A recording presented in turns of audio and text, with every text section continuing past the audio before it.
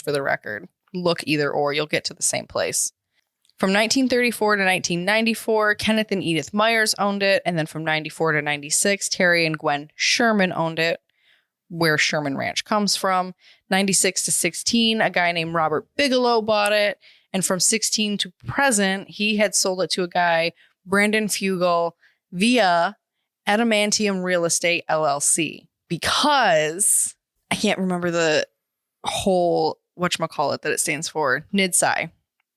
National Institute Discovery Science actually is like involved and kind of like took it over from this like Brandon guy thing. It's weird.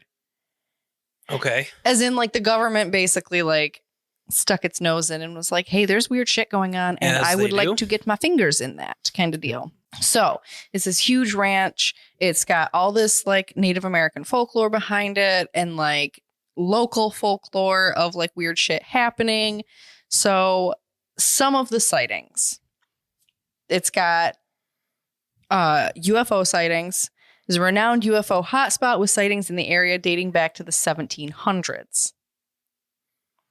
Early Spanish explorers following the trade route through the Uinta Basin told stories of strange crafts flying above.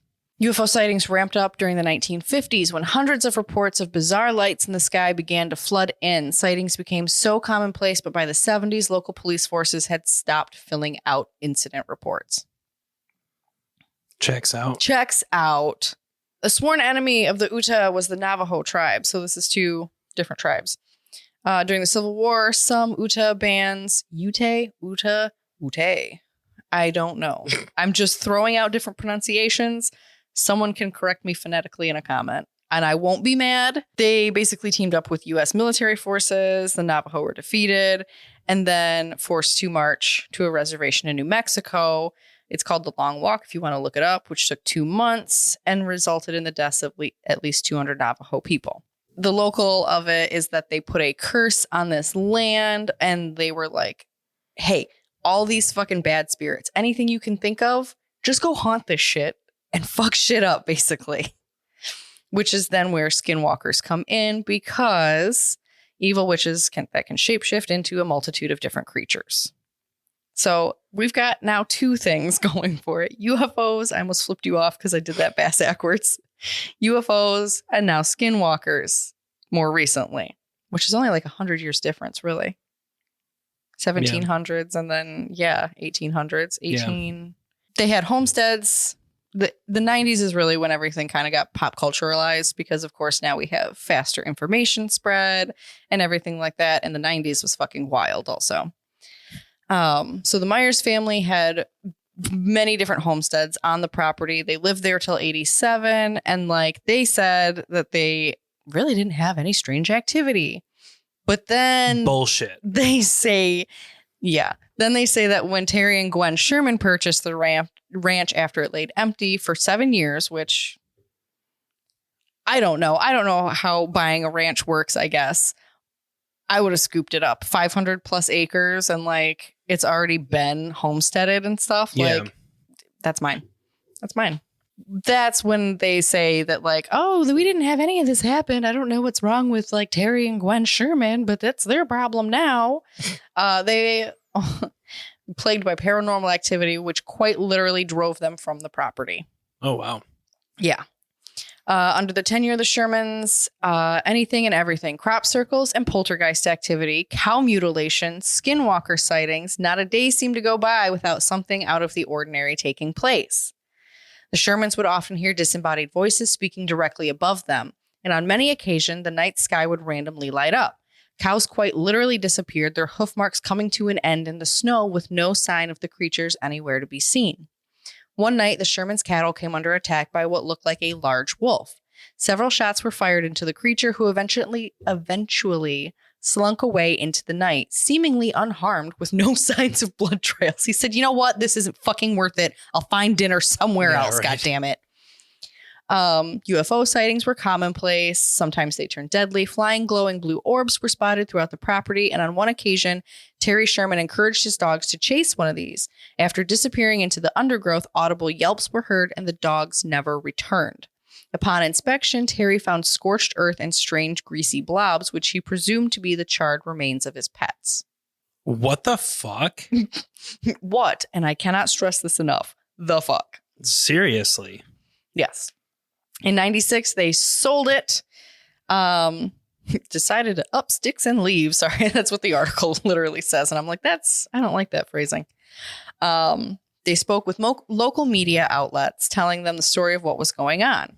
This was the first time the property started to make waves, and it wasn't long before it caught the attention of real estate and aerospace engineer. Real estate magnate. And aerospace engineer Robert Bigelow purchased it for, go ahead, take a guess. I want you to take a guess. 500 acres? 500 acres. With a house?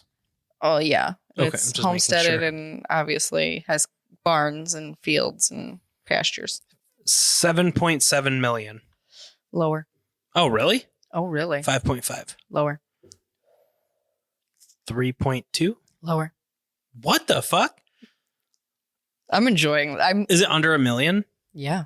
Seriously. Yeah. I'm going to be pissed if you tell me 359.9. Lower. No. Yeah. 250? Lower. No, you're fucking with me. I'm not. $175,000. Okay, a little higher. 200,000.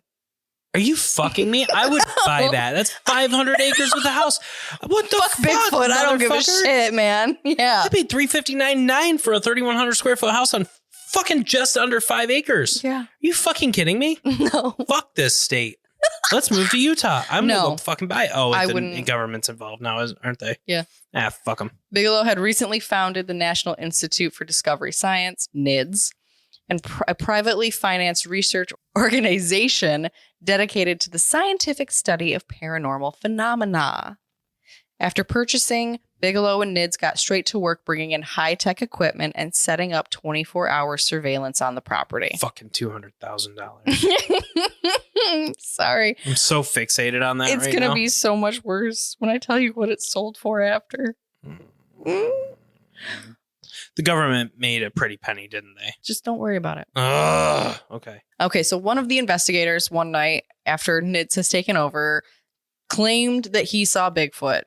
His name is Colm Keller, Kelleher, Keller, I would think. Close enough.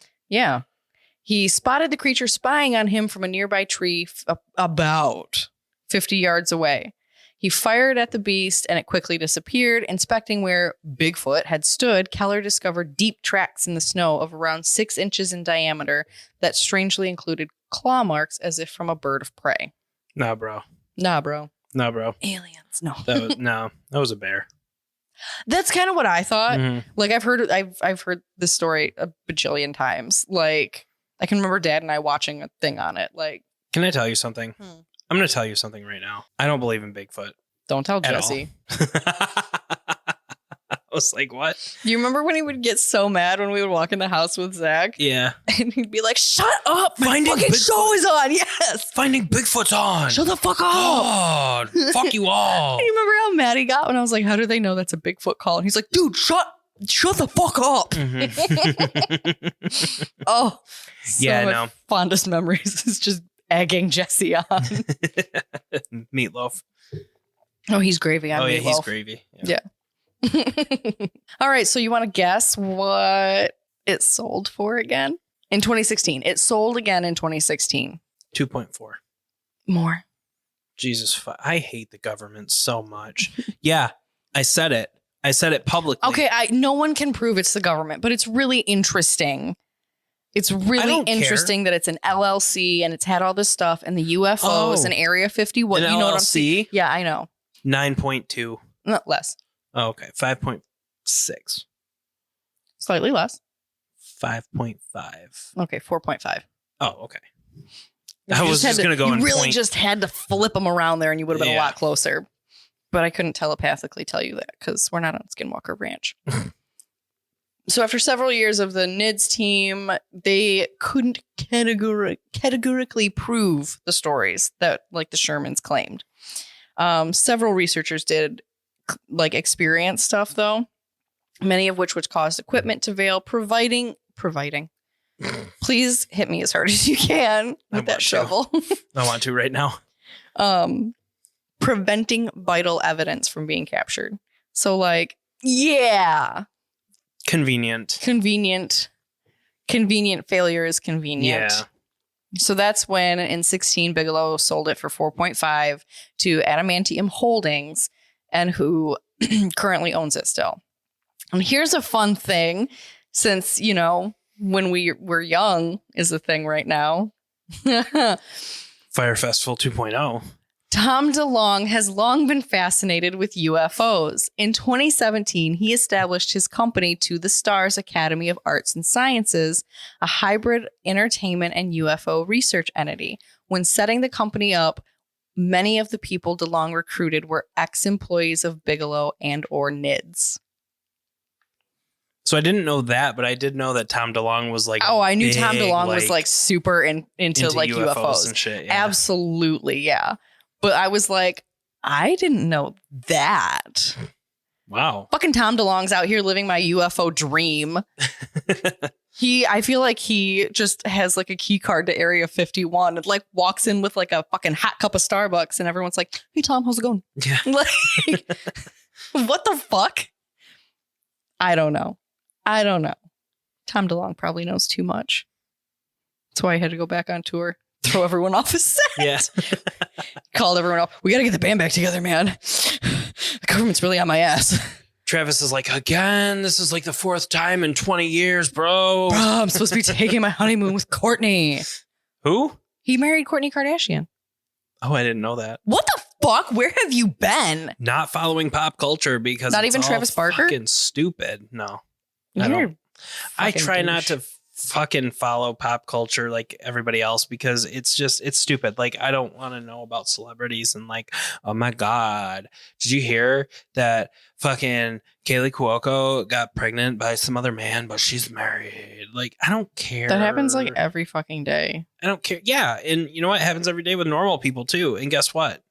No one cares. No one gives a fuck. No. Shut the fuck up. So I will say, obviously, not everyone is like, oh no, there's totally shit going on here. Why are you still talking like Tom DeLonge? I don't know. Where are you?